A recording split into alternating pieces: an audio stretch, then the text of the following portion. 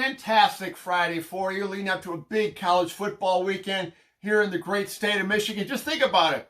63 miles apart. You're going to have 111,000 fans, whatever, down for the Michigan-Rutgers game at noon. 3:30, a homecoming crowd, I don't know, 73, 75,000, whatever, at Michigan State. You add the two together, that's almost 200,000 fans, college football fans, partaking in the greatest sports tradition there is in the world, in my mind, college football, that close apart. That's terrific.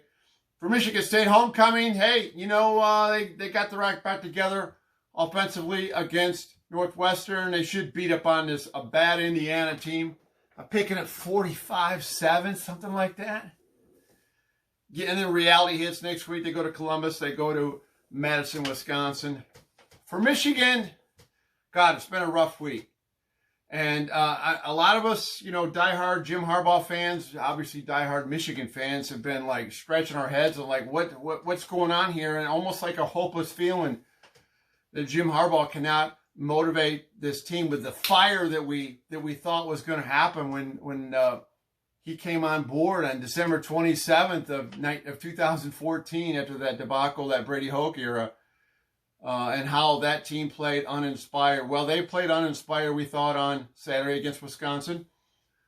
But let's give Jim Harbaugh a chance moving forward. Let's see how resilient he is. And typically he is pretty good when his back is up against the wall.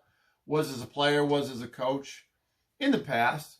So we'll see what happens on Saturday. That just starts against Rutgers, an inferior team, obviously. But just how about let's start with the concept of no turnovers, maybe minimal penalties. You know, execution the way they're supposed to execute. I don't care who you're playing against. I don't care if you're playing against air. Just go out and look like a football team like we expected heading into this highly anticipatory 2019 season. Easy for me to say. And then move forward to homecoming with Iowa, a much tougher, gritty team coming into Michigan for homecoming. And then, obviously, Illinois on the road, and then find out exactly once they go back on the road against a really good, you know, not a really good team, but a decent team, a good team in Penn State at Happy Valley on October 19th before Notre Dame comes to town. Not to get ahead of ourselves, but it's all out there. The opportunity is out there for Jim Harbaugh to be worthy of being the third highest paid coach in college football. Think about that.